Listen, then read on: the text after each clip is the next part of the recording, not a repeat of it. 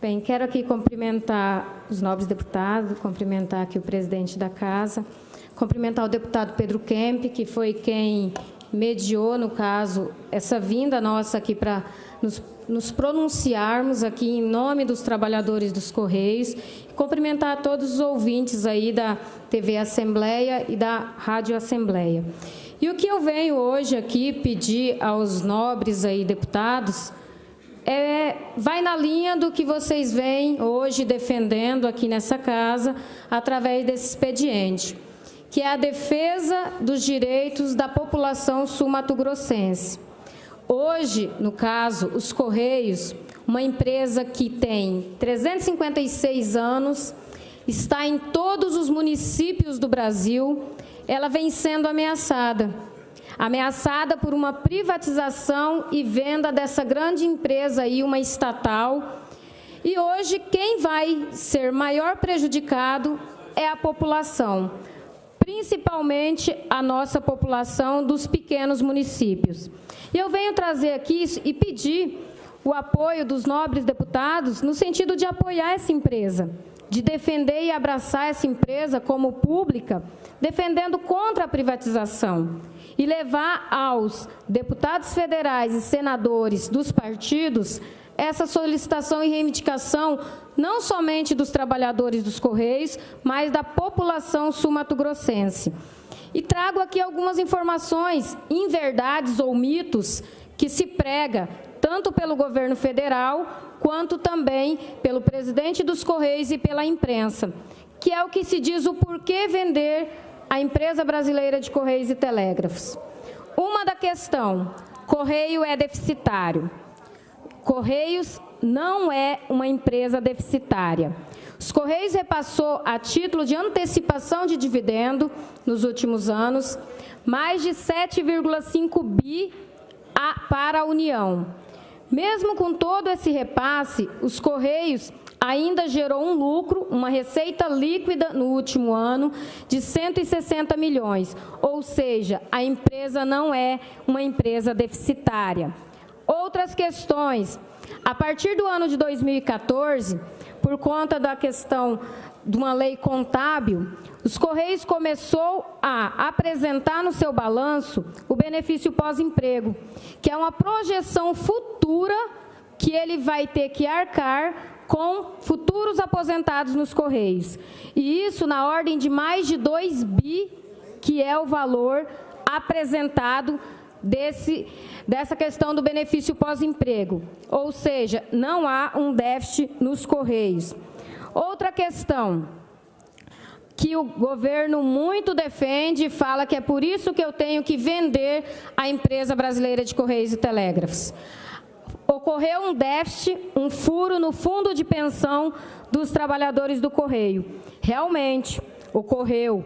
E um dos maiores envolvidos é um dos que estão lá.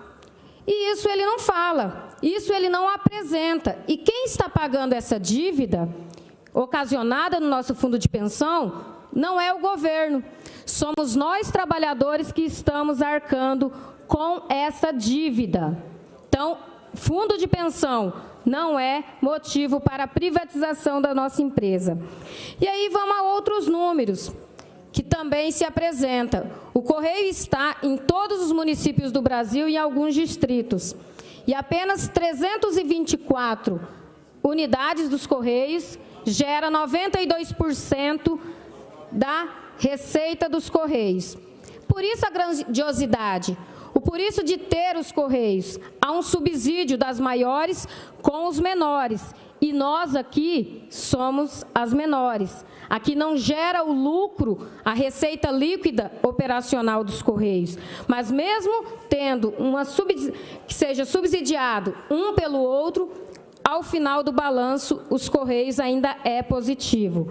E os Correios têm uma função muito importante, que é a função social, que muitos aqui podem não conhecer. Mas os Correios vão desde Papai Noel dos Correios, a entrega de provas do Enem, provas do Enseja, programa do FNDE, que é a entrega de livros didáticos em todos os municípios do país, e isso ocorre com credibilidade, com sigilo, e isso nenhuma outra empresa de logística estará fazendo com a qualidade dos Correios. E aí há também uma questão que muitos defendem: vamos quebrar o monopólio dos Correios, porque é isso que atrapalha a empresa pública e também não abre o mercado concorrencial. E aí que todos se enganam. Monopólio nos Correios é somente a carta. Encomenda não é monopólio. A encomenda é mercado concorrencial. E mesmo assim, o Correio lidera nesse mercado, nesse campo, até porque as empresas privadas não vão nos pequenos centros. Não vão lá em Porto Murtinho, não vai lá em Caracol, não vai nos nossos pequenos municípios, que não é interessante. Não dá um retorno financeiro para essas empresas. Então, a quebra do monopólio em si não é uma defesa, é sim uma justificativa, até porque o Correio com o monopólio, ele tem a obrigatoriedade de estar em todos os municípios do Brasil. Quebrando-se o monopólio, facilita a privatização e a venda dessa empresa pública. E tem outras questões importantes. Tendência mundial. Quantos Correios no mundo são 100% privatizados? 8. Apenas 8 Correios mundiais que não têm, nesses países, a extensão territorial que nós temos, como no Brasil, porque todos esses 8 cabem na extensão territorial de Mato Grosso, são 100% privatizados. Ou seja, não estou seguindo tendência mundial.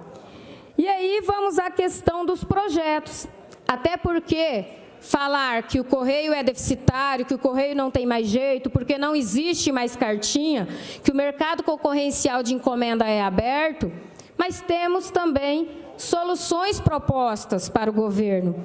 Não no sentido de salvar, porque o Correio não está à beira da morte. O Correio, no caso, somos, como eu já frisei, uma empresa superavitária, mas no sentido de melhorar ainda mais a empresa brasileira de Correios e Telégrafos.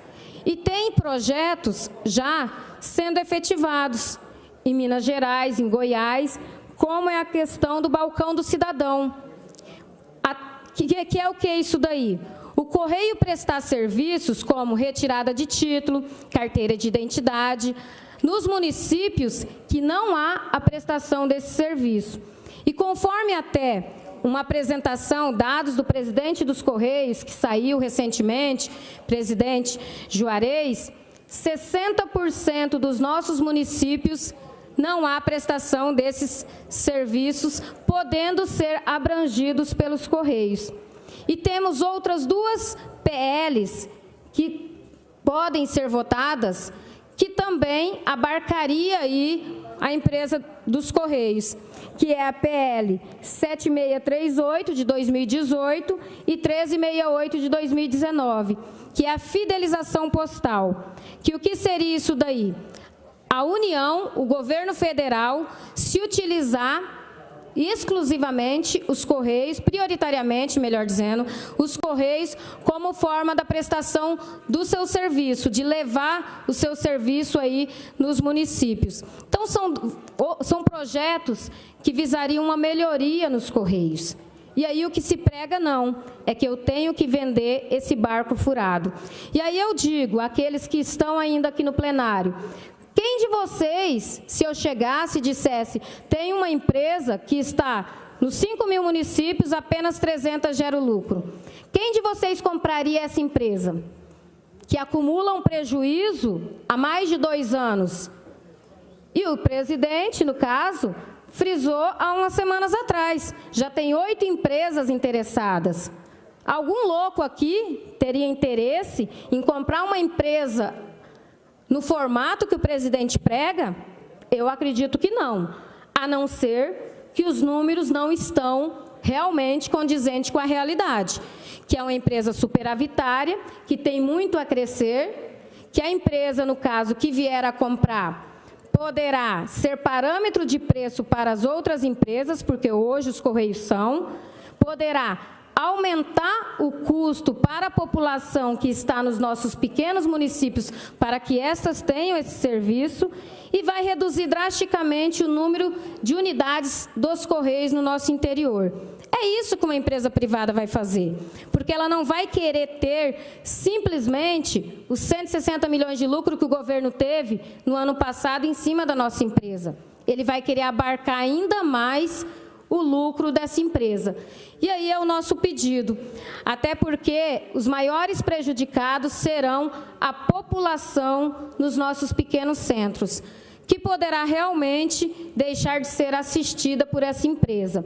O Correio tem a função social, essa função, os Correios, mesmo que não desse lucro, não gerasse um retorno para o governo, isso não deveria acontecer, nem precisava, porque temos uma função social, temos que integrar aí a função dos Correios, inclusive a empresa foi criada na época dos militares, que era a função de integrar a sociedade brasileira.